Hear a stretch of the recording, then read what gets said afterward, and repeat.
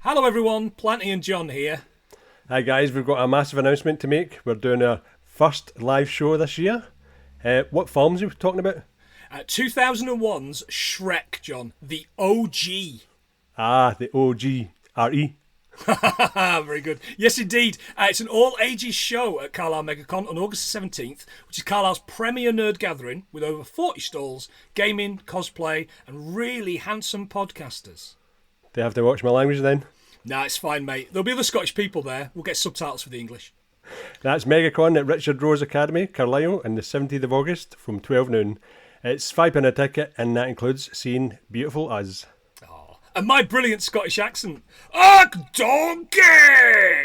Aye, right. Jesus Christ. Hi guys, on this show we're looking at Tudyk, Root, Long, Azera, Torn, Stiller, Taylor and Vaughan, working at 2004's Dodgeball.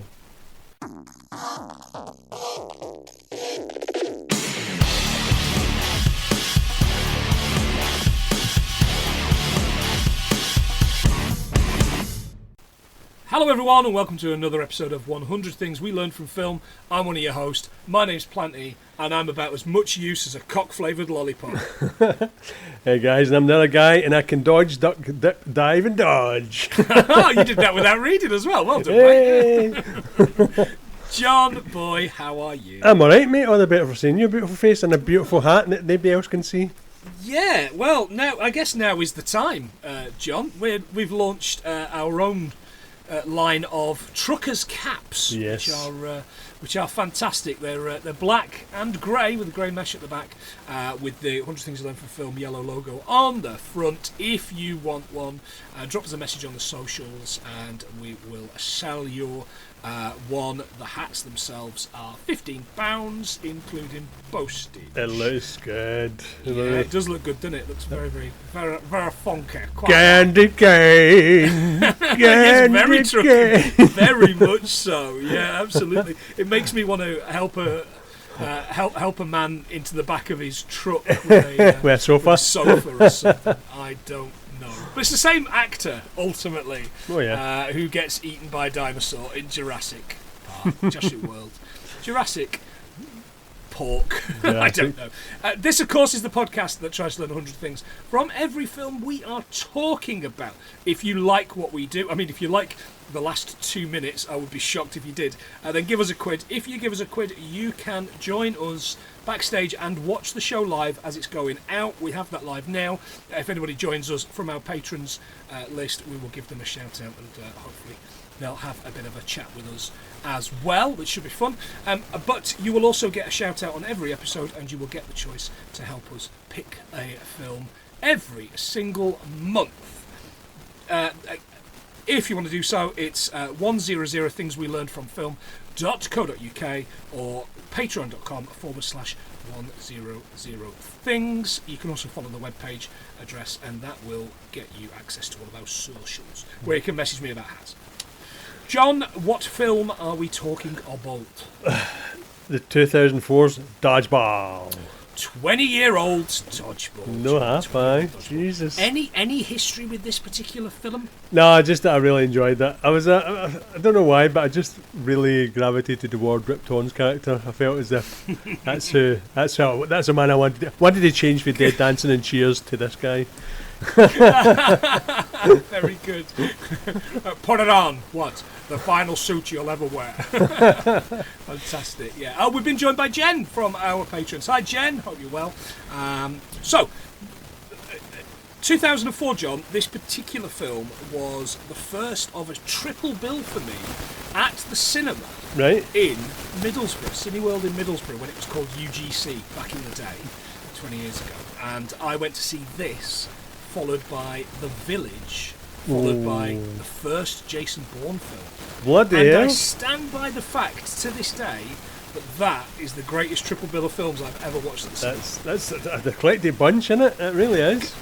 Coincidentally enough, Jen, now she's joined the podcast to listen, that is the same cinema that Jen fell down the stairs going to the toilet while we were watching The Lion, the Witch and the Wardrobe. Are you going to call her out like that? Is that how Yeah, I she's know, going this down? is Jen has left the chat. Jen Yeah. is gone. John, 2004, other than those two fantastic films I've just mentioned, what could we have been talking? Well, same again. I was working in Blockbuster Video, big man, back in the day, so we went to see a special screening of Bourne Identity. Porn Identity. Bourne I just said Identity. we went to see a special Screening of porn. at the cinema. You and Rip Torn both. Rip Porn. Ripped to shreds. So you go at the Village, Dead Man's Shoes, which everybody loves. Oh, mate, Everybody that's loves. not a future episode. No. Maybe we should do that at MegaCon for an all-ages audience. No thanks. Anchorman. It's okay. Euro It's not as Trip. good as this. Uh, Euro Trip. Scotty doesn't know. You don't know. You just don't know. Final Cut with Robin Williams, and Collateral with. Oh, Collateral. The last Tom Cruise film I liked? Question mark. Oh, really? Yeah. You know I don't feel about Tom Cruise, but yeah, that's a great movie. Aye. It came out in April, didn't it?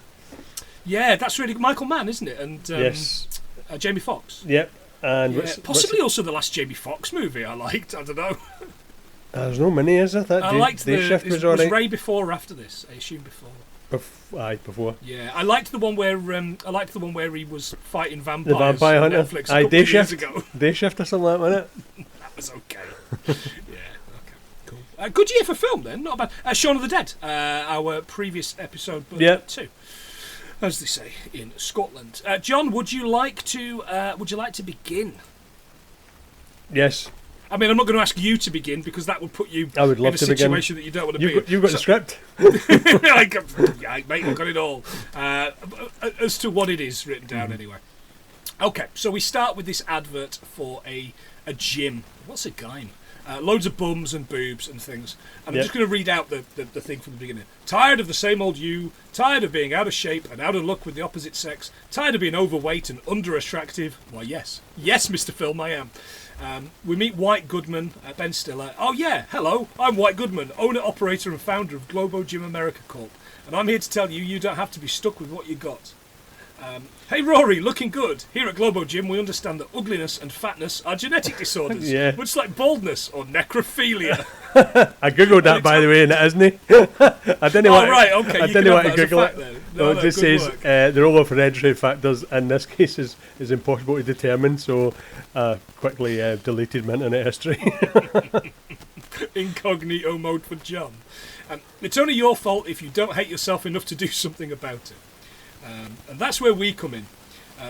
Globo Gym employs highly trained quasi-cultural staff of personal alterational specialists. Fucking made up words. And with our competitively priced on-site cosmetic surgery, we can turn that Frankenstein you see in the mirror every morning into a Frankenfine. It's pretty good. Nice. Of course, you'll still be you in a legal sense, but think of it as a thinner, more attractive, better you than you could ever become without us. How do I know? Well, I'm not only the founder of Globo Gym, I'm also a client. And we see a picture of £600 White Goodman 14 years ago. That's me, 6 years and £600 ago. But before I knew how much I hated myself, that all changed once I found Globo Gym. But don't just take my word for it. Listen to these Globo Gymmers tell you how it is. Yeah. Pete Lafleur we meet. He's asleep on his couch, woken up by his dog. Licking his balls. Think so, yes. I think it was. Yeah. The dog was called Crash, by the way. Crash, bad dog, no grundle. It's a great line.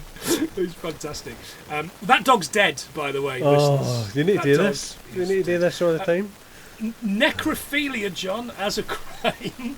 In Massachusetts, it's the state where no law explicitly outlaws necrophilia. So you could probably fuck one of those two dead Bee Gees. In Massachusetts. Yeah.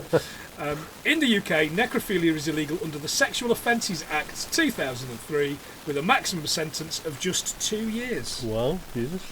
Yeah. I mean, what's he going to do? Complain about it? I see you say to you there. Peter turns the advert off and checks his messages. The Department of Water and Power are shutting off his water because his bill is 8 months overdue. Yeah. Pete brushes his teeth with Yoo-hoo milk drink, by the way. Yoo-hoo. Yeah. Toasty. Yoo-hoo is water, John.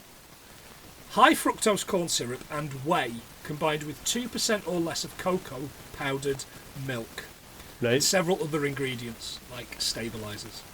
It's not chocolate milk. It's chocolate milk flavoured beverage, inverted commas. I mean, fuck off. It's like the chocolate flavoured biscuits in it back in the day. Oh, mate, yeah. But there's no chocolate on a wagon wheel.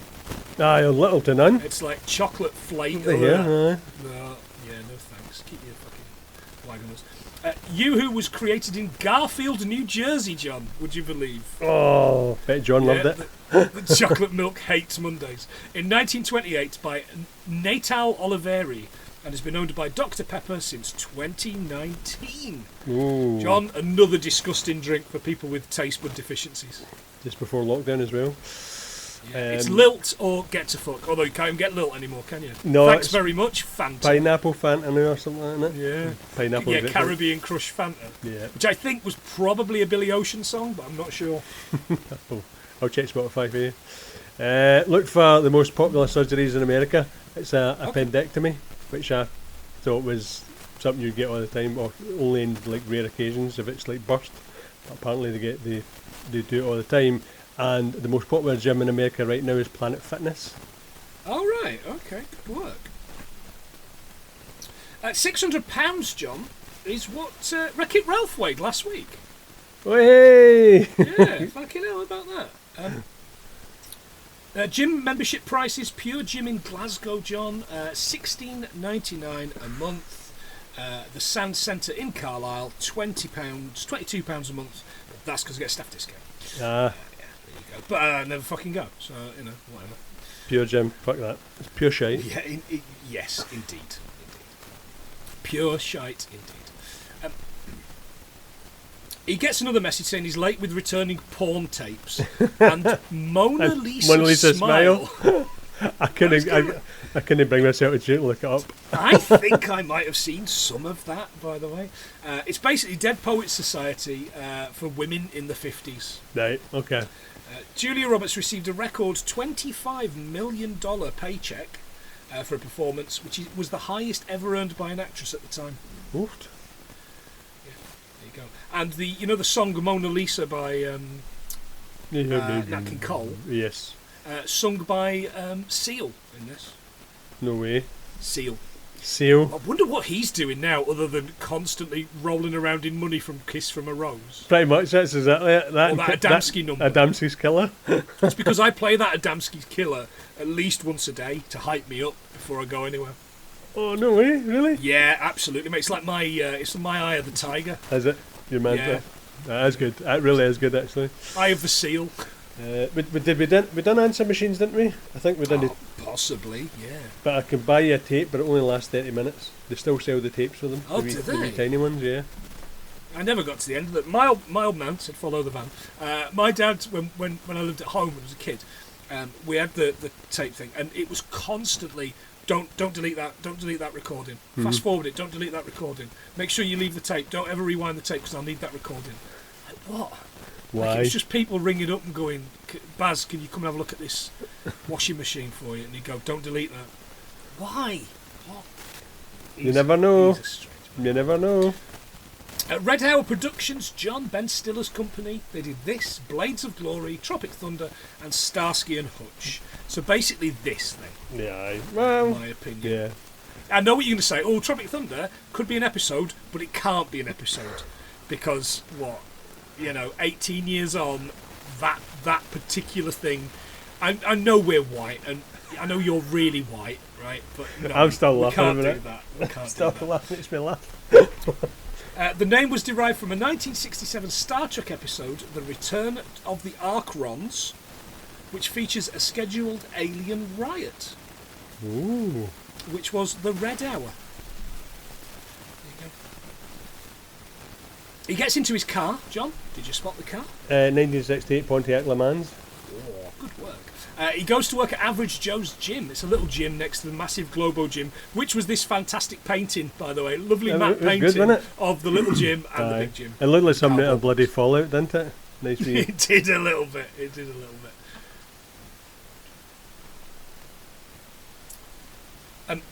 We meet Owen, who is this massive dweeb that's struggling to meet a woman. Never been a problem for you, of course, John. Well, you know. Gordon, that is working out, is the always brilliant Stephen Root. We absolutely love him in everything he's in. Yeah, he's brilliant. He's been watching amateur curling on ESPN 8, the Ocho. Yeah, it took me ages to work out what that means. It just literally means 8. Just means the number 8. Yeah, absolutely. The Ocho. The Ocho. There's an Ocho in Glasgow, by the way. All right. Because when I put it in, I just see what it was. But it's a restaurant and it's dog friendly, and they do a dog menu. All right. Okay. Like, is it Korean? No. No. Okay. No cho. And they have the dog festival, don't they? Nah, true. No cho. It took me a moment. Very good. Good work. 9 out of 10 for that, John. Fantastic work. Okay.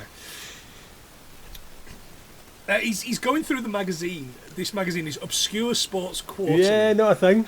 It isn't. Why, John?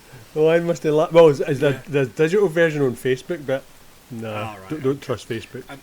But on the cover is the sport of midget tossing, which I've originally written is also not real. Then I'd love to say that was the case. Dwarf tossing, John, was started in Australia as a form of pub entertainment in the early 1980s. No way. Yeah. A related, formerly practiced activity was dwarf bowling, in which a person with dwarfism was placed on a skateboard and used as a bowling ball. For fuck's sake. I mean, what? It's just like an episode of bloody Jackass, isn't it? Yeah, very much so. Curling, though, John, the current world champions are Sweden. Team GB, or Team Central Scotland, as they probably should actually be called. So true. Finished second with Canada A in bronze. You can learn to curl, John, at the Peak in Stirling. You'd be dead good at that. Oh yeah, I noticed that they've got a... Oh no, hang on, that's curling one out. You'd be really good at. I think it meant curling the guns, big man. Oh, look at that! Say, that's just so the patrons. Very good. Literally just for the one patron who's listening at the minute. Right. Anyway, Justin Long, we see as the character Justin, still had his eyes. Yep, he still had his eyes. Yep. Yeah. He's stuck in a weight machine. He wants to become a cheerleader to prove to Amber at school he's not a loser. And the whole thing is, hang on a second, when I was at school, you weren't a cheerleader to prove you're not a loser. At last year's trials in front of Amber, the girl he likes, he had to lift this large girl and got crushed. It's aged really poorly. It's not good. Yeah. But she's having a good time. The girl that crushes him is having a fucking cracking time. So, There's weight restrictions. Some colleges have weight restrictions on flyers for their flyers, because I thought it meant actual flyers, but it's for the people that are in the air. So they say the averages around £120, which is 8.5 stone here. Oh right, okay. Oh, we're out. I know. Just the name here. Pair of falcons. Anyway.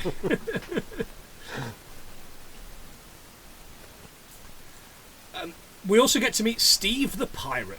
Arr. Alan Tudyk, by the way, John, making his Triple Crown appearance on the podcast. I forgot about that. Yeah. 2 in 2 weeks. Do you know what the first Alan Tudyk film we did was? No. It was one of our first 10 episodes in the shape of Tucker and Dale. Look at you. I love the fact you've just given that look of the first 10 episodes. How do you expect me to remember the last 10 episodes? Was what that look was. That's exactly what that was. Oh, Tucker and Dale versus Evil. Great film. Good episode, as I recall. They're all good episodes to me, though. I need to check Spotify to see what we've done. Some people ask me, have you done this film? I go, hang on a second, and I actually need to go to Spotify to check. You type it into Spotify and say, no, we haven't, but many much better podcasts have. Yeah. You just tell them to go and have a look. You shouldn't be telling them. They should go and have a look, and they'll go, I'll listen to that one. Oh, no, I do. It's on Spotify or Amazon Music. He offers to split this buried treasure with Peter when it comes in to pay his fees, because he's not been paying his fees. In the office, we meet Kate Deach. I keep writing Catherine. There's something wrong with me and women's names. I'm certainly not misogynist, but I just always get the wrong name. It's Kate Deach. She's the lawyer from the bank. It's the always brilliant and really, really pretty Christine Taylor. Yeah, the Brady Bunch. I have written here, Marcia. That, by the way, is that a future episode, that 90s Brady Bunch movie? The first one probably, the second one. Yeah, the second one that was back that didn't get a cinema release because of the nunchucks in it. Aye, well, what the hell? Yeah, Bobby has nunchucks, so no. Not a fact, because I think I probably rolled that one out every 10 episodes. Pretty much. What kind of law are you into, Sexy Eyes? Oh, mostly sexual harassment, but also business law. Nice. Which I thought was really good.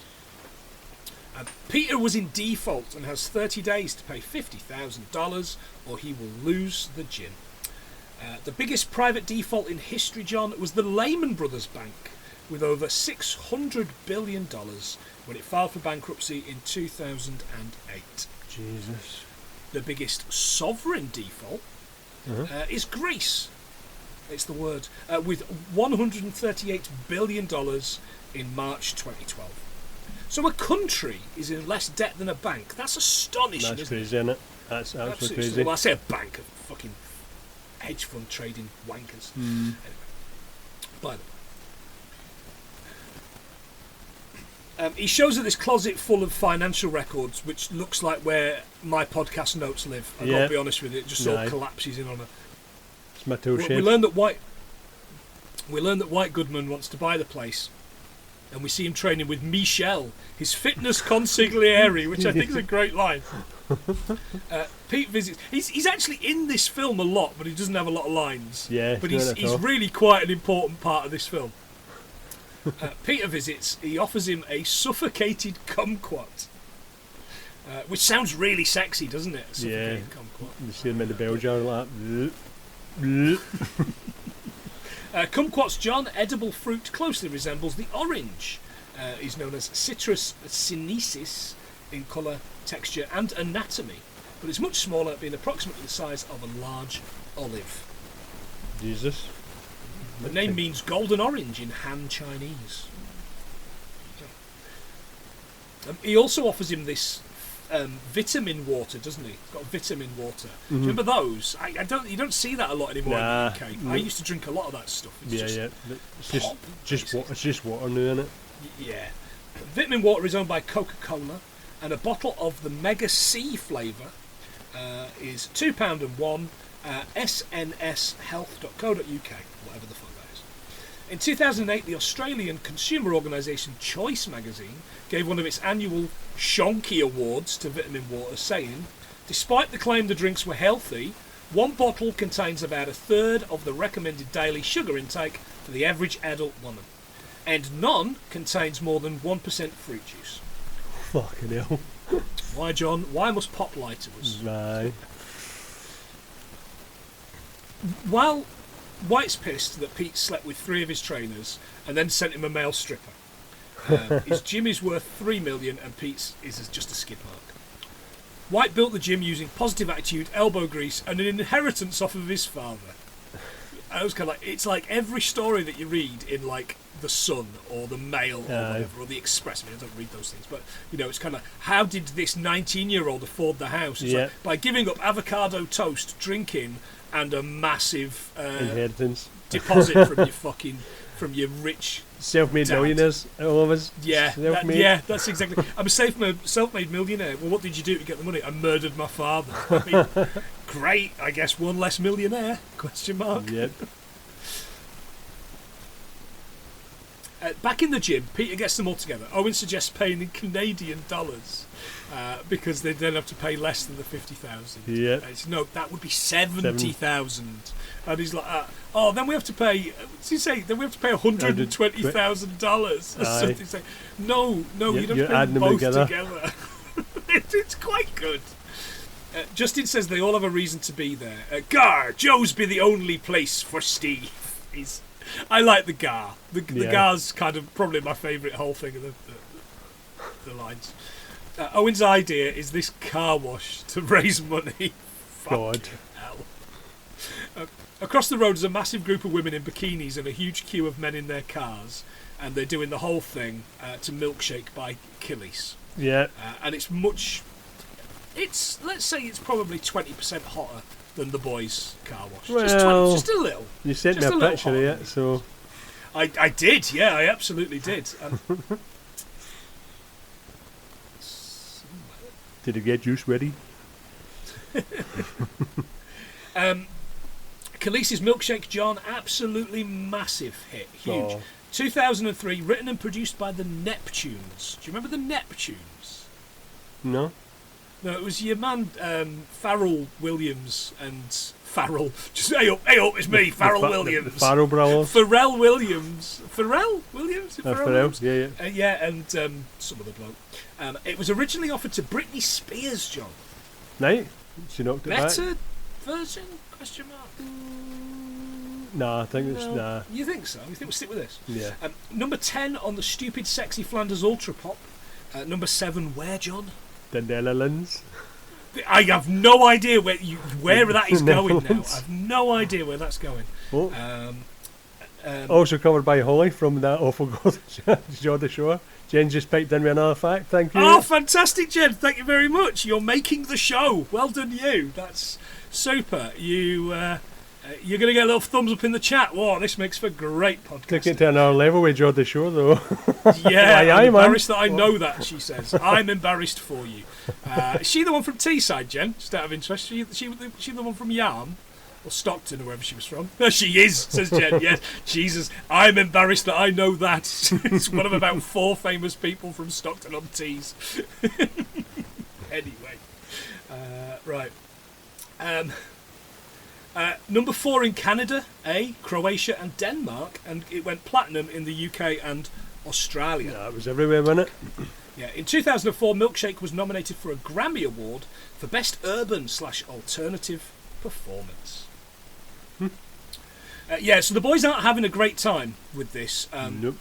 The only customer they've had is this weird guy, that weird guy who keeps asking Justin to wash his car, and he's like this. He's got one of our 100 Things caps on. Don't look too closely. He's definitely 100 Things trucker cap. And he's basically got his shirt up. He's got this pit bull growling. Yep. He's got his shirt up and his finger is belly button. I sent you the picture of this, didn't I? Pretty gross. Oh, and Justin is doing detailing the wheels, isn't he? And his school pants and his pants. In these little yellow pants and he's like, that's it, boy, get in there nice and deep like. And his finger in his belly button, fucking hell. It's so gross. It is disgusting. The belly button, John, is indeed an erogenous zone. And alvinophilia is the term for the fetish of the belly button. Mate? Not to be confused with simonophilia and theodorophilia, who are the chipmunks. The chipmunk erogenous zones, I don't know. I haven't thought that through. That night, they get back in to find a cutout of White with this talking motion detector and an envelope with free 30-day trials for the gym. Pete said if there's any way in the world they could raise the money, he would. Dwight, I love Dwight, by the way. He's got some great lines. But, he's not really in it. He just has, maybe 2 or 3 of the best lines. We could sell blood and semen. Gar! Not mixed together. That's brilliant. John, if I wanted a cardboard cutout of you at mycardboardcutouts.co.uk, they'll do one for $35.95, including VAT. One for the pair of us together, £52.20, including VAT. What? Worth it? I know. That's where all that Patreon money's going on to. No. Gordon explains they could play Dodgeball in the Vegas International Open in his obscure sports magazine. They just have to win one heat and they get the chance of winning 50 G's. But I noticed that. I was like, man, that's easy. Yeah. The staff and customers agree that they want to play. Pete agrees. You had me at blood and semen. Again, it's great. And I wanted that removed. Did he really? I wanted that line removed. That they kept in. I don't know why. I thought it was good. He improvised it, so... No, he improvised it, did he really? Yeah. Excellent work. What a guy, by the way, Vince Vaughn is. I learned a lot about him because I couldn't help thinking he was probably a massive arsehole, but that's because he's always an arsehole in stuff. Yeah, but I think he took a hit for that horror, didn't he? Psycho, minded done remake. Yeah, I mean, he was young and he came back and did the comedy thing. You know, he's very good at the comedy thing, and I know he stars a lot of stuff with his mates are in, but that's what they all do. Plenty. Rachel's here. Hello, my love. So, you know, maybe busy doing something. She's painting a fence. Wait, lead-based paint? Lead-based paint indeed, John. Yes, more on that shortly. Just before we go, there's no bikini car washes in the UK. I double-checked. Oh. Well, Rachel wanted us to stop the other week, actually, because the car does need washed. And as we passed the the main fire headquarters in Carlisle East, off Eastern Way, they were doing a charity car wash, and I was kind of like, I haven't got any cash, love, sorry. And I was like, you're not getting to see. You don't get to see me with my top off washing the car. You don't get to see hunky men doing it. Yeah, they might scrape your car with their hoses. That's always a possibility. I mean, that sounds... Rachel, don't listen. Cover your ears. It's Phil. Vince Vaughn in 2008, John, topped the Forbes list of actors who give movie studios their best return on their investment. Ooh. With his films earning $14.75 for every $1 he is paid. That's good facts, good. Isn't it? I like that. I'm into that. That's good. And on June the 8th, 2019, Vince Vaughn received the third highest award bestowed by the United States Army to a civilian. He was presented with the Meritorious Public Service Medal in recognition of his lasting contributions to service members' morale. Mr. Vaughn has visited numerous military bases, both domestically and internationally, many times holding special screenings of his films. Well, that's nice. Good guy. Good guy. Yeah. Good guy, cunt. On the subject of good guy actors, Stephen Root donated $100,000 to the University of Florida in 2003 to fund an acting studio, which is now called the Stephen Root Acting Studio. Oh, well done, and our wonderful friend Amanda, who worked from Super Familiar with the Wilsons, who works for the university, used to work on the same campus as that was. What? There you go. Isn't that good? Jesus. Isn't that a good fact? So we messaged her and I was like, Stephen Root, did you know he had a thing? Josh was like, yeah, he was alumni. I was like, oh, how about that? Fantastic. Small world. Facts. It's not a small world, John. It's massive. It's fucking massive. Just so happens that we've got mates in lots of different places. So, at White's, we see him shocking himself whenever he takes a bite of the donut. It's some real Nurse Ratched stuff, isn't it? It really is. Catherine arrives. Catherine, I've written again. Kate arrives, and White is pretending to read a dictionary. Yeah. She was called here by him, and he's just hitting on her. We should date. She throws up in her mouth. He says, in some cultures, they only eat vomit. It's not true. It's not true. I double checked as well. Just a thought, yeah. I really shouldn't have checked, but we both absolutely did. Yeah, we did. We did. She says that she doesn't date clients. Well, that will come back. We see this newsreel training course for Uber American Training, Eek, 1938. That's kind of like, okay. It's dodgeball training. Timmy's painting a fence with lead-based paint. Yeah. Did we do it? We've done lead-based paint, haven't we? I don't think we have. Maybe we have. Perhaps we have. But I've got one little, very simple fact. Go for it. Lead-based paint has been banned in the UK for sale to the general public since 1992. What? That's all you're getting, listeners. That's all you're getting. Yes. All you deserve. He heads to learn about dodgeball, starting in a Chinese opium den. In 1500, they threw disembodied heads instead. Chinaman is not the used nomenclature, dude. We learn that a dodgeball team is made of 6 people and 6 balls. The object is to eliminate the other players. Look, I'm not going through the fucking rules. Everyone's seen the film. Look up. We meet Patches O'Houlihan, by the way, and I love this accent from Hank Azaria.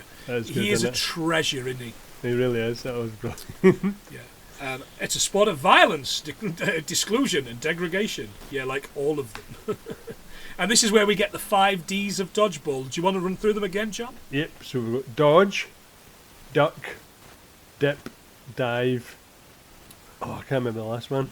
It's dodge again. Dodge. And it's just the way he looks. He's got dodge? Like, oh, okay, yeah, I get the joke.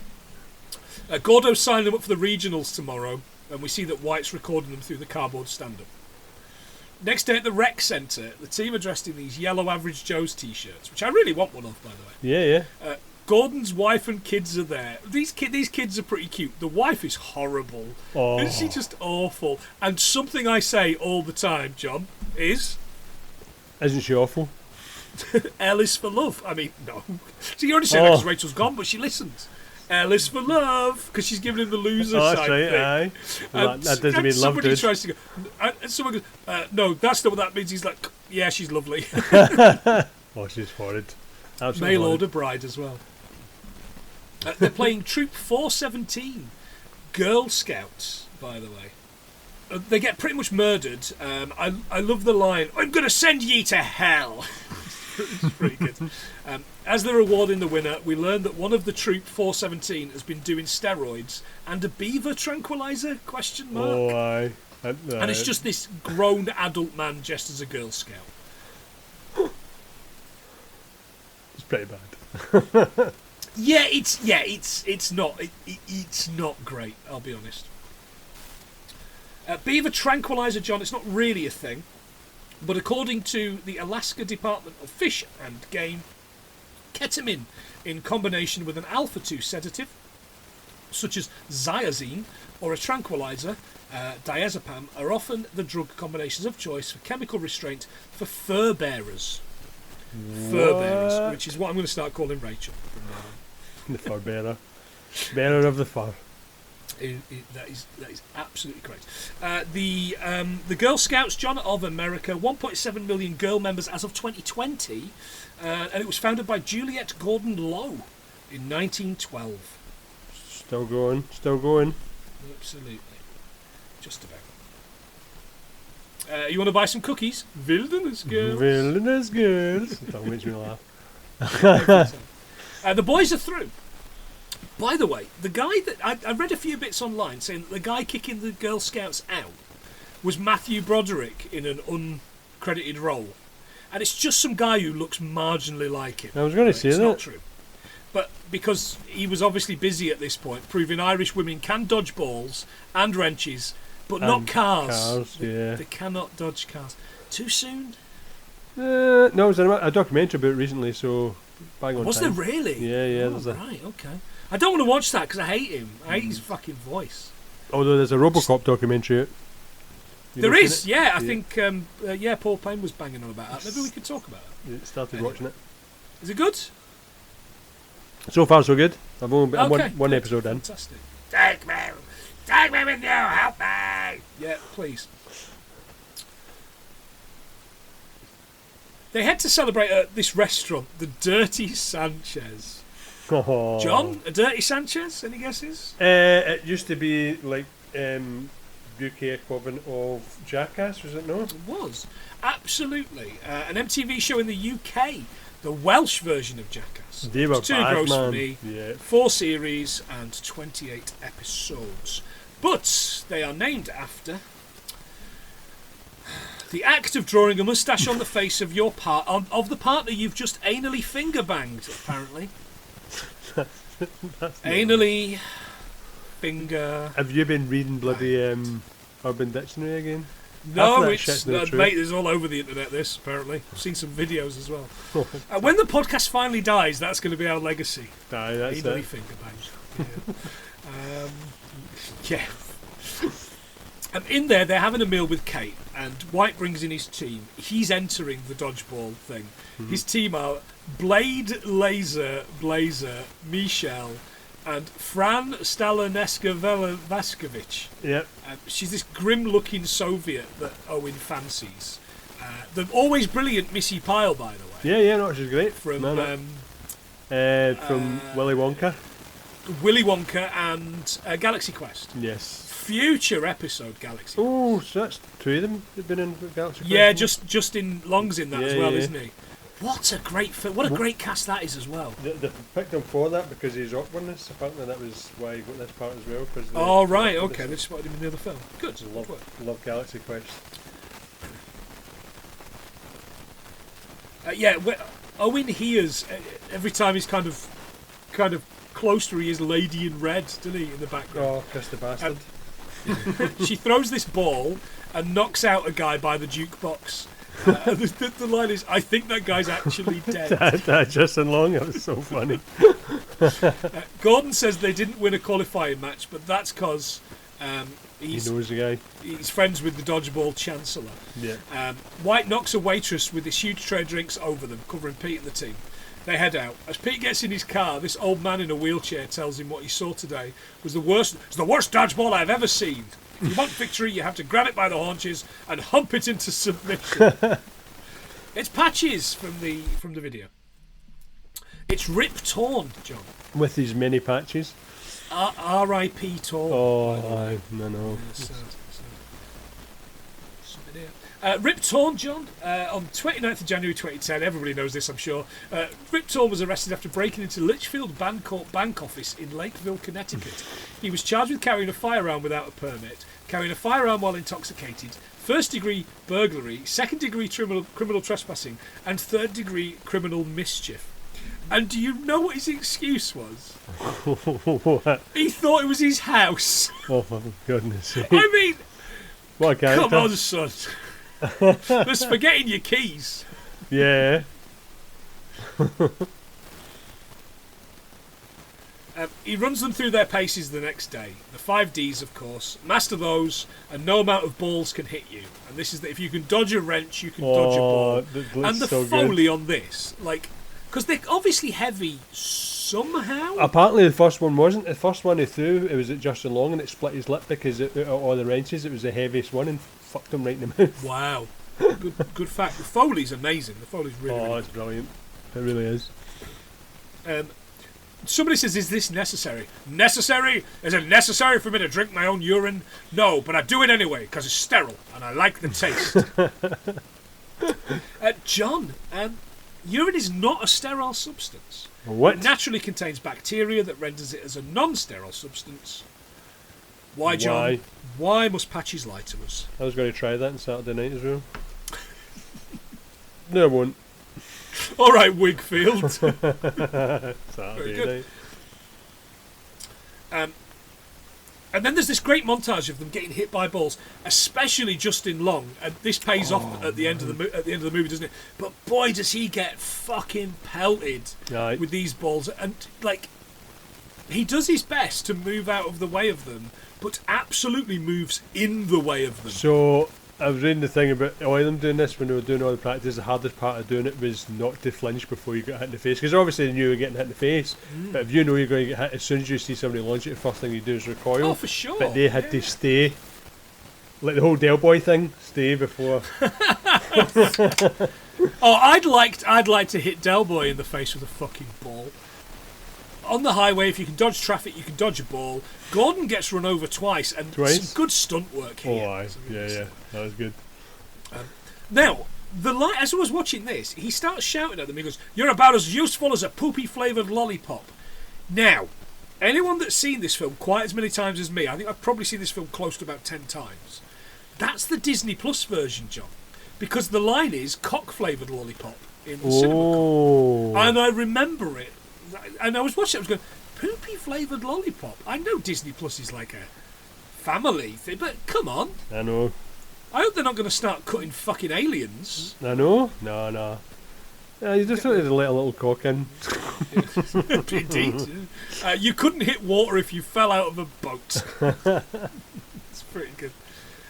Kate grabs a ball and throws it underhand, smashing the head off the white cutout. The boys beg her to play, but she says no. It's a conflict of interest.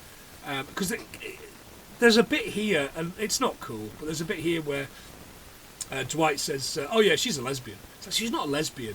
And Patchy says, you heard Billie Jean King, now let's get back to it. Which again, I'm not giving you the Billie Jean King thing. I wasn't into it. The fastest underhand throw speed record, John. I couldn't find anything about dodgeball, but I did find softball. Right. Pitchers throw the ball with an underhand motion of speeds up to 77 miles per hour, or 124 kilometres an hour for women, and 105 miles per hour, or 169 kilometres an hour for men. That's bloody quick, considering fast. Underhand is meant to be slower, isn't it? Well, indeed it is, yeah. I called one in Poindexter, didn't he? When he was. Yes, he does, yeah. I've always wondered about the game. It's a character for an animated TV series, Felix the Cat, from 1959 to 1962. Right, okay. Good work. It means a bookish or socially unskilled person. Yay! Hey, there you go. People who listen to this podcast. Right, Poindexter. Oh, Poddexter. Oh, very good. Yeah, fucking dweeb. Rude Dog and the Dweebs. Yeah. At Globo Gym, Michelle catches him fucking a pizza. Yeah. He shows him the pictures of Kate throwing the ball. He heads out to Kate's to woo her in this white suit and cravat, by the way. So good. In the white shoes. Apache by Sugar Hill Gang plays. Mm-hmm. Apache Jump On It. It was a 1981 single, and the B-side, John, Rapper's Delight. Astonishingly, yeah. Made number 53 on the US Billboard charts, and it samples Apache, which was originally a hit in 1960 for Burt Whedon. Any guitarists listening know him. He's the Play in a Day book guy. Oh, really? The guy that does Play in a Day, like Burt Whedon's Play in a Day guitar manual. Man. It's him. Jump On It is a 1999 studio album by American hip-hop group the Sugar Hill Gang, made of, yes, children's music. And it was the first hip-hop album made by rap artists for children. I ran out of time today to listen to that, but I am putting it on in the van tomorrow when I'm at work. Because I am all up for hip-hop for children. And it's probably the only hip-hop I'll get to play on the radio station in Carlisle when I'm on. I know, Anyway. She says, how did you find out where I live? He said, I did a Freedom of Information Act to get your address. That's not how Freedom of Information Act work, listeners. That is a fact. That was a lie. I'm fucking going with that. All right. He says, she's been fired. I told them you were stealing and drinking on the job. So now I can begin my courtship of you. Oh, God. She slaps him away and tells him to scram, and Pete arrives. White tells him after he loses his gym, it'll all be his. She slams White to the wall when he goes to stroke her hair. No, you are not allowed to touch me. He's like, nobody makes me bleed my own blood. The Simpsons, isn't it? Apparently. Mm-hmm. That's where Simpsons. It is, yeah, absolutely robbed, fucking senseless. That one. He snaps his hands and Michelle turns up on this little fucking lamp. Yeah. And they drive off. They head into her house and it's all unicorns. It's beautiful, John. It really is. God. Unicorns, John. National animal of where? Scotland, big man. That's right. Made-up animal for a made-up country. Oh. The historian Stesius, 400 BCE, gave the earliest account of a single-horned animal in Greek literature. There you go. So it's always the fucking Greeks, isn't it? I know. Like, what are we ever going to do that's new? Nothing. I mean, other than drink our own piss live on the stream. Pretty much, aye. And that's what this is a can of, listeners. I think once Jason the Argonauts came out, all the ideas were stolen, weren't they? Piss. Skellingtons. It's all those Skellingtons. Yeah, that's right. Actually, that's it's a Baltic porter from Sweden, but it's actually the third different drink I've had tonight. I've had the last of a bottle of wine and a can of Lilt, or Aldi Lilt, and now that I am going to be having a wee. You're going to be the bed. I've got a bucket under here. I've got like I recycle it into a bottle because it's sterile. Oh God, it is. Turns I like the taste. This is disgusting. Absolutely disgusting. He asks her to join the team and he gives her a coupon for a back rub from him. She's like, yeah, go on, I'm in. So now we fast forward to the actual tournament in Las Vegas. And the line for the show is, Las Vegas, a city built of hot sand, broken dreams and $5 lobster. A city where you can get a happy ending if you pay a little extra. A city home to a sporting event greater than the World Cup, World Series and World War II combined. Yeah. It's very good. On ESPN 8, the Ocho, bringing you the finest in seldom seen sports. Now, this montage of the sports, the pictures were tractor racing, men kicking a flaming ball, a squirrel water skiing, which I think is probably in Anchorman, isn't it? That particular bit. And two men whipping one another with live snakes? Question mark. I couldn't quite figure it. But I was like, this is great. This is fantastic. I couldn't find any $5 lobster, but I did find at the AYCE buffet in the Palms Hotel, they do an all-you-can-eat lobster Wednesdays for $64.99. Do these seem like the actions of a man who had had all he could eat? No. Mate, I'm telling you, I would make myself vomit if I got the chance to have an hour and a half of lobster. Something would break. Something would snap. I would just, especially for that. What's that, like 55 quid? 55 quid, all you can eat lobster. I would put those bastards out of business. You would. They would never. They would be serving me up crab sticks shaped like lobster tails, just to try and fill me up. Yep. They would go, "Do you want some bread?" I'd be like, "Fuck your bread. I want lobster. Give me lobster." I would look it up. Little Chapel of Love. And okay. On the Las Vegas Strip, there's over 50 wedding chapels on the Strip alone. 50 chapels. Jesus. Rachel wants us to get our my idea. Let's get our vows renewed on our 10th anniversary. It's not going to happen since next year. Mate, we've got kind of fucking money. We can both do it. We're doing the same. All right, okay, yeah, but that'll be considerably in the. I'll be dead by then, so it's fine. Me and the podcast will be dead by then, so it's all right.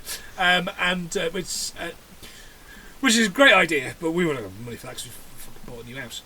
But that's the plan, and she wants to do it at the place where John Bon Jovi got married. Oh, really? Yeah, again, I think the Little Chapel of fucking Rock or something. It's called, and I would do. It's all right as long as we get Elvis to do it. And we get some free gaming chips, like in The Simpsons. Oh, yeah. Very good. Levi's. I wonder if that truck's got jeans in it.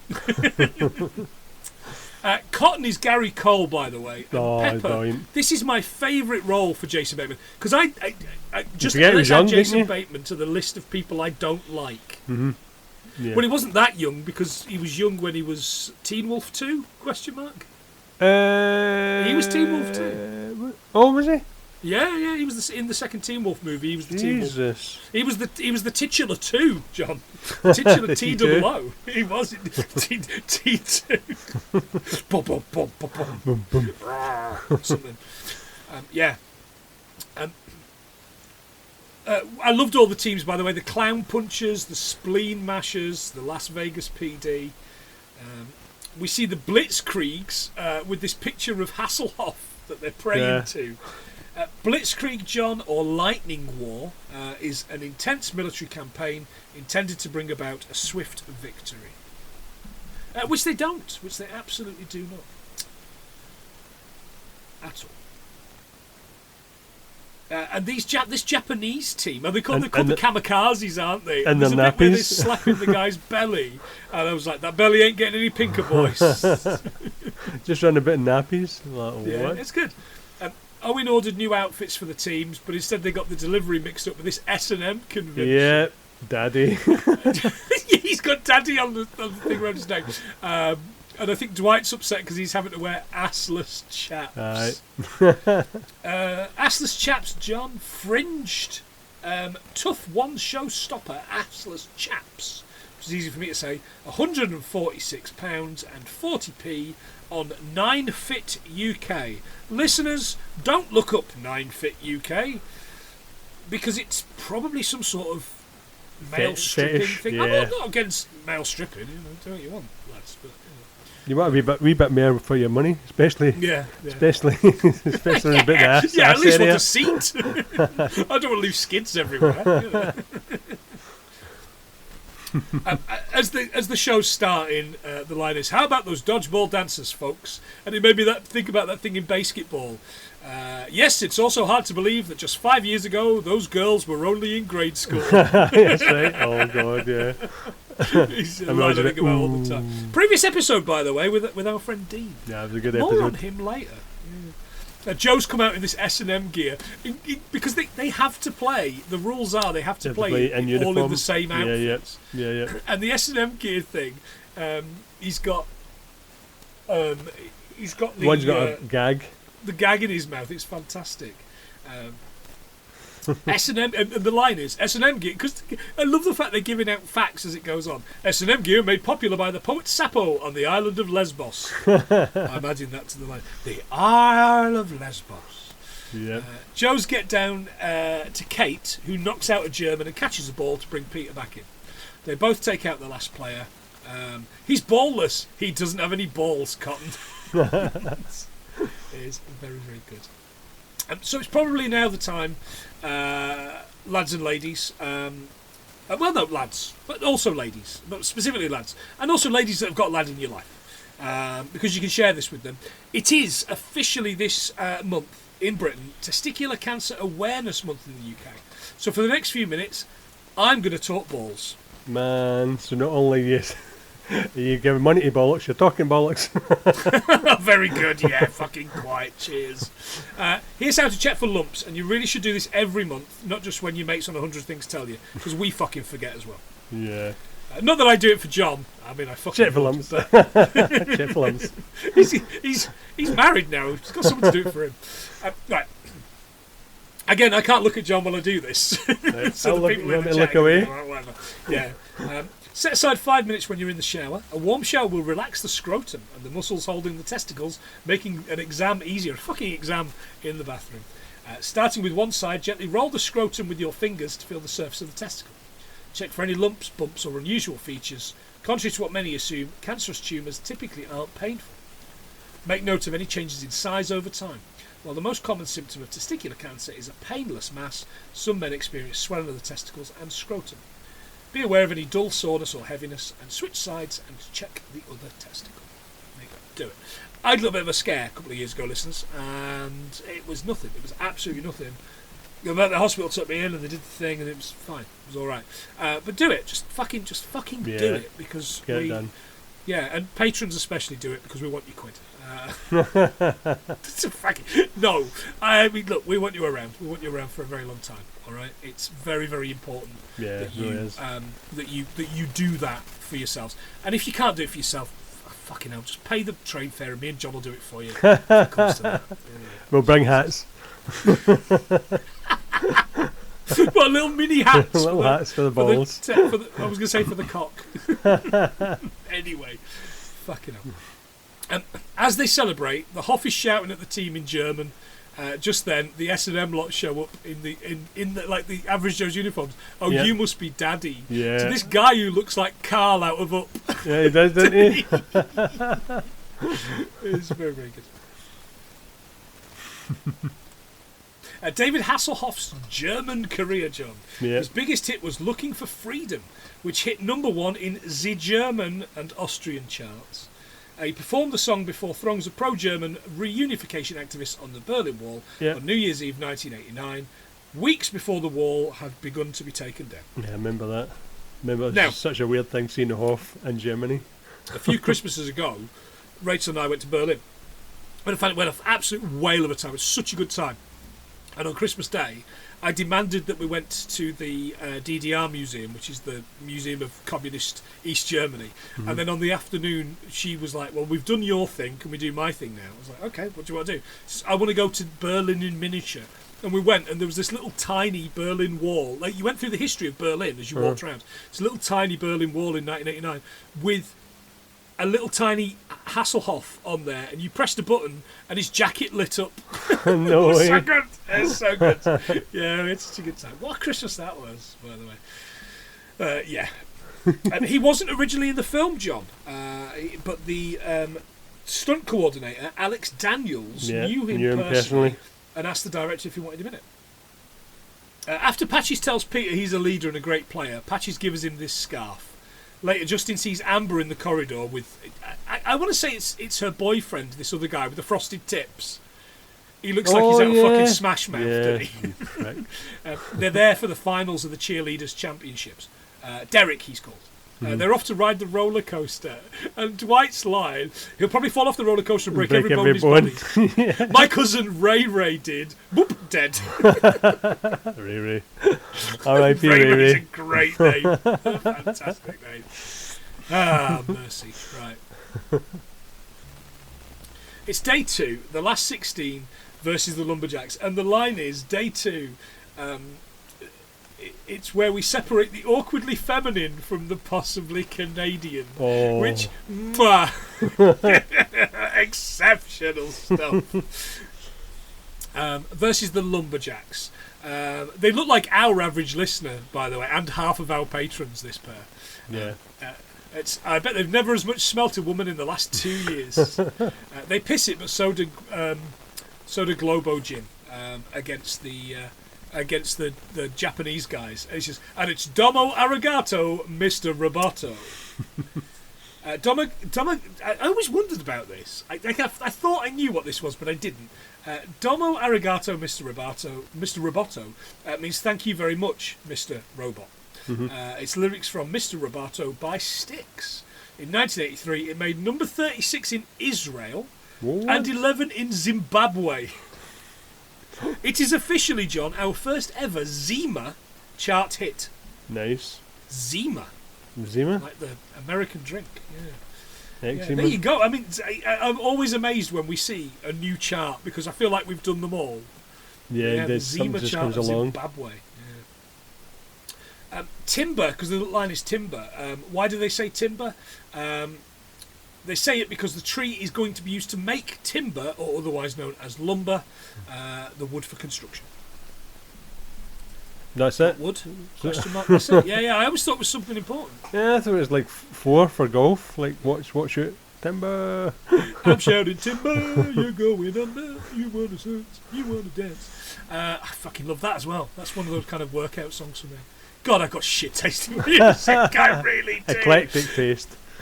Next up, they play The Skills That Kill.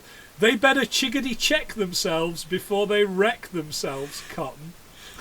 Which I loved. They're doing all this jumping and all this kind of thing, aren't they? Aye. And the hood. Ice Cube featuring Das EFX. Check yourself, John. Samples the sweet inspirations. I'm blue.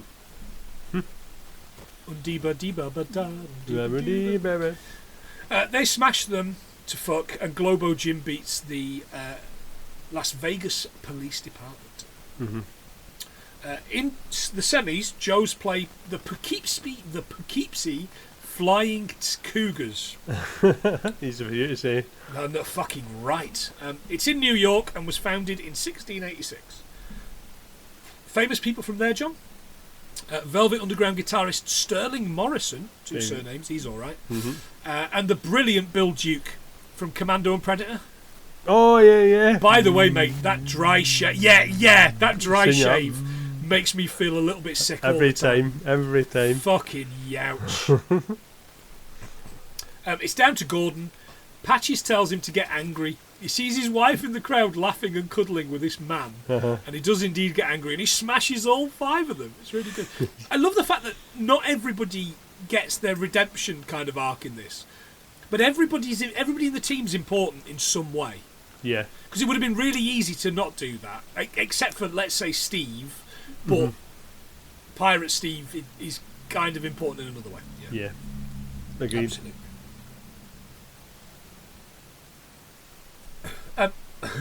Joes are in the final. With Patches O'Houlihan at the... So the line is, with Patches O'Houlihan at the helm, it must be the look of the Irish. We cut to this casino with these 2 blokes putting up this look of the Irish bar and restaurant sign. Yeah. The gang pass under it, and as long as we've got Patches, we've got a shot.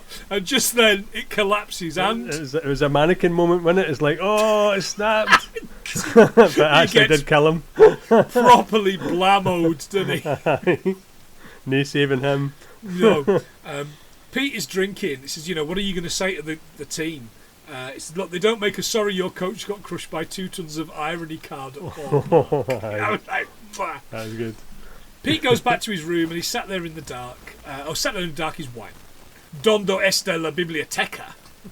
Which is Spanish, John, for where is the library? It's also a community reference later on, of course. Cool. White wants to buy out the gym for $100K if they throw the game. He says, I don't know if you've ever seen $100,000 before in the movies, but something gets lost in translation. And he opens this case, and it's just this single stack of fucking bills. It's brilliant. That was quite pitiful, wasn't it? Yeah, it's good. Back at the bar, Peter tells them that tomorrow they'll play Globo Gym and lose. They need to get it in their heads. In the toilet, he grabs Steve, slams him up against the wall, and gives him the "You are not a pirate." No. Owen sees the Soviet member of Globo at the bar and heads over to talk to her. She's brilliant. She's great in everything. She's so comedically fantastic in everything she's in. Lady in Red, John, 20th of June 1986 by Christa Berg. Number 1 in Norway, Ireland, and The fucking prawn said it short. What a song, though. Jesus. Gold in Canada, and Denmark. Oh, it's rubbish. In 1987, he released a Spanish version entitled The Dama de Ayer, literally, The Lady of Yesterday. Beautiful ladies are lovely, I've got to save them all. That's the old Bill Bailey thing, isn't it? God, I miss his old music, I really do. Romanovia, by the way, John, absolutely not a real country. Yeah. Not even slightly a real country, no matter how much you try and fucking spin it. I'm sure the Avengers were there and ruined the place. Yeah, absolutely, yeah. Poor Quicksilver. He's all right. He's James Bond now. He's Bond now, yeah. Indeed he is. Why do you stare at me? Because you are the most beautiful thing I've ever seen. Out in the street, people are giving Pirate Steve shit. There's an F slur. Kind of like 2004, but he's America, so yeah. And a guy throws a milkshake at him. He's obviously mixed him up for Nigel Farage, hasn't he? I know half, aye. The next day it's the final. Kate heads to Pete's hotel room, but he's checked out. Yep. The rest of the team are in the casino on the way to the game when Justin's cheerleading pal Amber shows up. The guy from before fell off the roller coaster and broke every bone in his body. It's perfect. Perfect. Justin heads to the cheerleader contest without telling the rest of the team, who are sat discussing how they can play a full team without him. Peter and Steve the Pirate. Who's Steve the Pirate? Oh. You know, the guy in our team that dresses like a pirate. There's a guy in our team that dresses like a pirate? At the cheerleader championships they perform and win, Justin runs off to the game. Meanwhile, as the Cobras head out onto the court, on the TV, Peter's drinking at a bar when Lance Armstrong turns up. Oh God, of all the people I know. This is aged atrociously. He says he's a fan. Peter explains he's going to quit. He says, Peter, I was thinking of quitting when I got diagnosed with brain, lung and testicular cancer at the same time. But with the love and support of my friends and family, I got back on the bike and I won the Tour de France 5 times. What are you dying of that's stopping you in the final? It's a great delivery. It's a fantastic line. Feels kind of like shame right now. It really does, doesn't it? It's like, really oh God.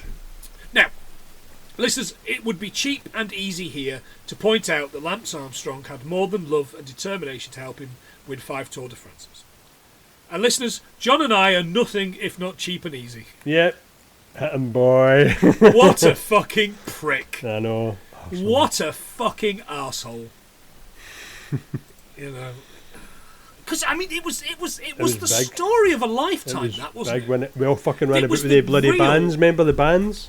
Mate, I had about 5. They were like fucking 15 quid each. I know. Yeah. Cheeky fucking bastard. Fucking hell. Yeah, exactly. So what a prick. What a prick. So it's a good time to bring this out, by the way, because it's the film is called Dodgeball: The Underdog Story. What is an actual underdog story? John, I've got a couple of examples. Denmark in the 92 Euros. I know you're not into football, but I am. It's quite big. They didn't qualify originally, but when the war broke out in Yugoslavia, it no longer exists. They were kicked out, and Denmark got the gig as 20-1 worst odds. Well, they went and won it.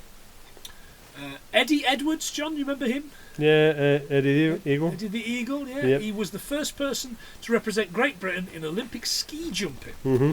And at the time he held the British ski jumping record, but came in last in 1998 Olympics for both the 70 and 90 metre events. Yep. Now, from my own mental history, before I saw the film, I seem to remember that he'd won it all. Like he'd won a medal. In our eyes he did. Yeah, oh yeah, he was always a champion. Aye. I guess maybe Wolverine wasn't that great a trainer for him. True that. I was fucking drunk. Okay, we're almost there, listeners. Here comes the end of the movie. The team are forfeiting because they don't have enough players. It's a bold strategy. Let's see if it plays off, Cotton.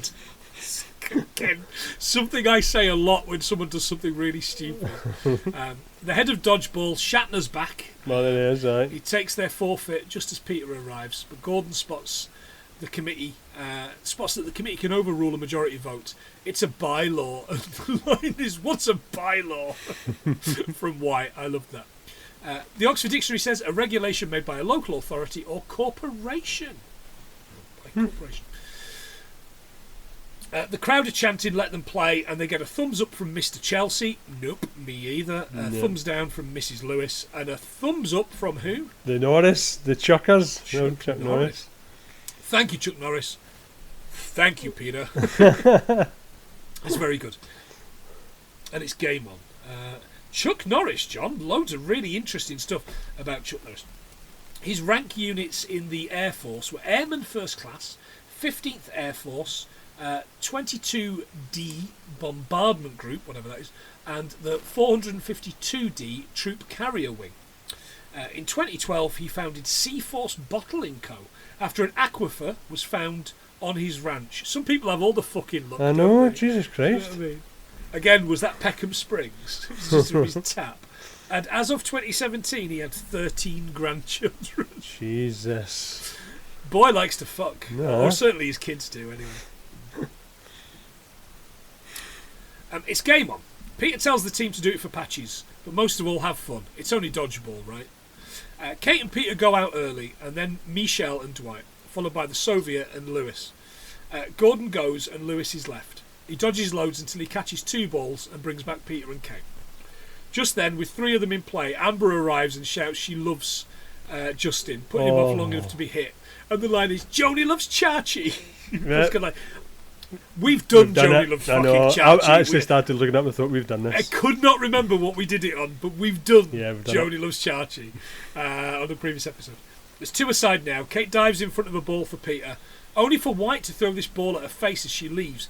It looks like it fucking knacks. Apparently it did. It hit her twice. Apparently twice. Maybe that's why they're now divorced. Maybe. Yeah. I mean, I know Ben Stiller is a funny guy. I know he's funny. Mm-hmm. But what's she like in real life? But she talk about punching. It's like me and Rachel, to be honest. Like I know listeners. I know you're fine. You're fine. You know I'm ugly. She's punching. She's punching. Oh mate! Ooh, Jesus Christ! You're getting fucking punched next time you come down with that attitude. Oof, but I appreciate you. Thank you. Much love. She's like, "Hey Peter, kick his ass." The line is, "It's a 2-on-1, a menage au pain. Or usually you pay extra for that, Cotton." I just does it off the cuff, doesn't it? It doesn't even look good. Peter gets Michelle and White gets Peter. It's over, except White stepped over the line. It's sudden death. They play with a silver ball. They get 1 each. Only striking an opposing player eliminates them. Not a thing. A WX. No, of course it's not a fucking thing. A fact. Peter blindfolds himself with Patches' scarf. Patches talks to him, telling him he believes in him. White picks up the ball and throws it at Peter's head, and at the last minute he does it. It's like bullet time, isn't it? Yeah. Ducks in. Straight Picks his ball up, throwing and knocking out White. Lewis and the Soviet kiss, as do Amber and Justin. They get this giant ITV telethon style check, by the way, don't they? for 50 grand. I was expecting Michael Aspel to turn up with it. But then White arrives saying none of it matters, as he signed Joe's over to White for the 100k last night. Pete admits it, but also that money won is sweeter than money earned, which I don't think is the case. Yeah. And then the casino boss arrives with this treasure chest. I was Yeah. like, what? He's backed Joe's at 50-1 to win with his 100k, and that's 5 million. 5 mil. Yeah. White refuses to sell him back Joe's. Instead, he'll buy Globo Gym and a controlling stake, thus owning Joe's too. Just then, a guy arrives in a polo shirt. I'm not really a pirate. Well, if you're not a pirate, then who will I share all this buried treasure with? Gar, Peter. Even though we know what it looks like, it's weird seeing him with the hair off, wasn't it? It was like, it's really weird seeing Alan Tudyk in normal clothes, because he's always a character. He's such a character actor. Peter and Kate have a moment, but then her partner Joyce arrives and they snog. I told you she was a lesbian. I'm not a lesbian. I'm bisexual. And then she kisses him. And I was like, 2004. That's really fucking shonky. Joe's ends up on the magazine, and the obscure monthly magazine, and we get a Joe's advert. Yep. You're perfect as you are, but if you want to lose a few pounds, come down to Joe's. And dodgeball classes are happening all the time. And then we've got White in a fat suit eating fried chicken, turns the TV off. I won that tournament. Fucking Chuck Norris. Yep. Now, apparently Chuck Norris had absolutely no idea that line was in the movie, and he was not happy. No wonder. Because Ben Stiller fucking begged him to turn up, flew a helicopter to him for him to turn up and just do the thumbs up and say the line, and then he went. He did not know that was that. And he's really fucking Christian, by the way. Oh. Not Ben Stiller. He's probably the most Jewish man I know. But there's a scene in a clip at the end where he does the stinger where he's doing milkshake with his moves. The shit we thought was funny in 2004, listeners. True. Yeah. Anyway. OnlyFans. It is what it is. Right, John, that's the movie. I bet you've still got stuff. No, a lot of stuff that I had, you pretty much still on material. That's what I do, mate. That's exactly what I do. I've got some bits and pieces here somewhere. We've done midget tossing. Le Fleur, John, is the feminine noun in French for flower. Other Le Fleurs in film: Jacques Le Fleur, played by David Suchet in Harry and the Hendersons, John. Harry and the Hendersons. Oh, God, yes. That brings it back, doesn't it? Jesus. Hunter. Yeah. He's also brilliant in Executive Decision as the terrorist on the plane. Yeah. And Pirot. He's also Pirot. Yes, he is, Pirot. And Sacha Le Fleur, who is the sexy Irish setter in All Dogs Go to Heaven too. Fucking hell. That's not weird, is it, patrons? Is that weird? Is it? Probably quite weird, that, yeah. Right, kumquats we've done. Belly button fucking. Dodgeball. The Dodgeball World Championship this year, John, is in Graz, Australia. August the 11th to the 17th, 2024. The current men's champions in the cloth ball, that's the harder rubber ball, which they do in this film, are Great Britain. Woo! Go Team Jimmy. The women are Canada, eh? Ben Stiller admitted he based White Goodman's hairstyle on Patrick Swayze in Roadhouse. Oh, nice. Roadhouse.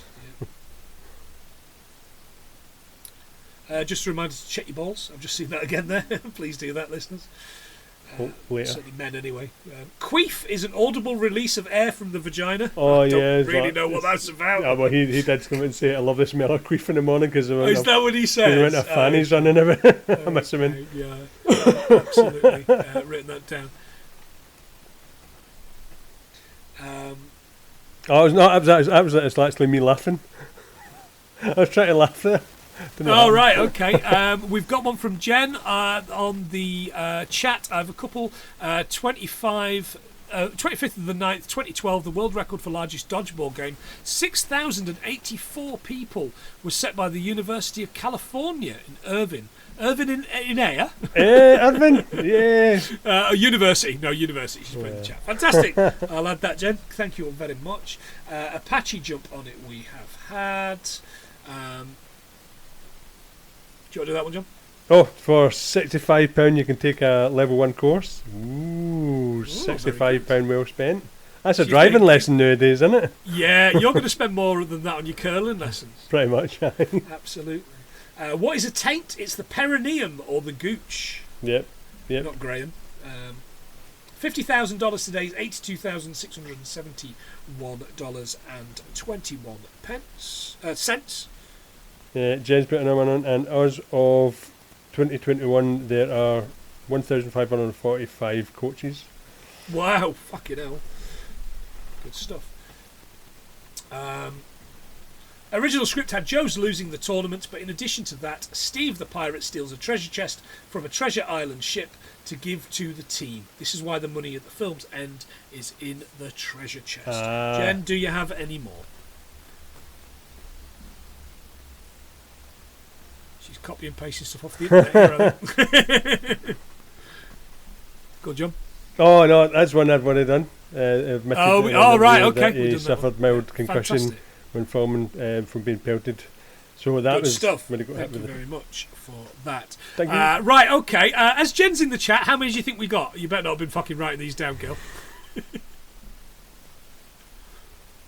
This makes for great podcasting, waiting for someone to write some numbers. 87, she says. John, can you go higher than 87? 97. Oh, Jen, can you go higher than 97? 102. John, can you go higher than 102? What? 112.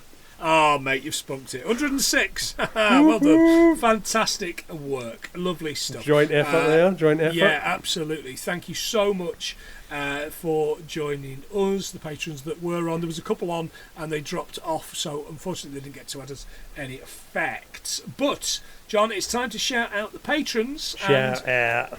Sound the alarm. We've got a new patron. Whoop, whoop. Whoop, whoop.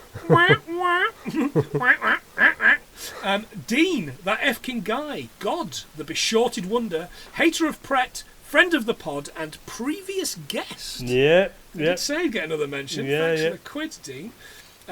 Shout out to Jake, Jen, she's in the chat, Adam, Kieran, Maria, Ian, happy birthday Ian, Phil, Emily, Dale, Ali, Megan and Gav, as well as my wife Rachel, who was in the chat for a little while there, Ian at Cult Connections, Gav and Dan at Be There With Belson podcast, Josh from Super Familiar With The Wilsons, Mono and Kira at Mono Rants at the Movies, Punk at What the Fuck Do You Want, SP Film Viewers podcast, Aaron at Z1 Zombie Audio Drama, Hallmark of Greatness, episode this week, by the way, on Hallmark of Greatness, you can listen to while you watch the film on YouTube, a film called Cronus.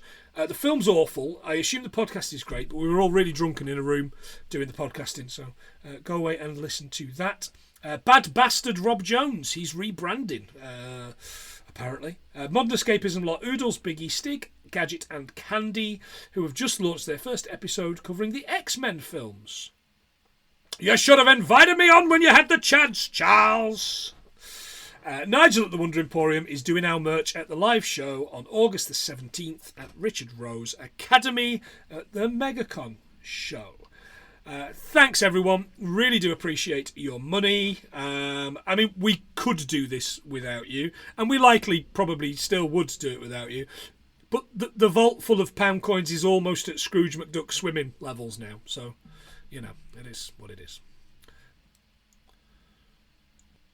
Okay, brilliant. As always, a fantastic time was had by all. We're having a fallow week next week, aren't we? We're having a week off because we just can't do every week in a minute. Life is just so fucking busy. So we're having a week off next week. We'll be back with a patron's choice in the next couple of weeks, and some regular friend guests as well are going to be coming back on, so we're looking forward to that. But for now, I've been Planty, he's been John, you've been the patrons, and this has been 106 things that we learned from Dodgeball.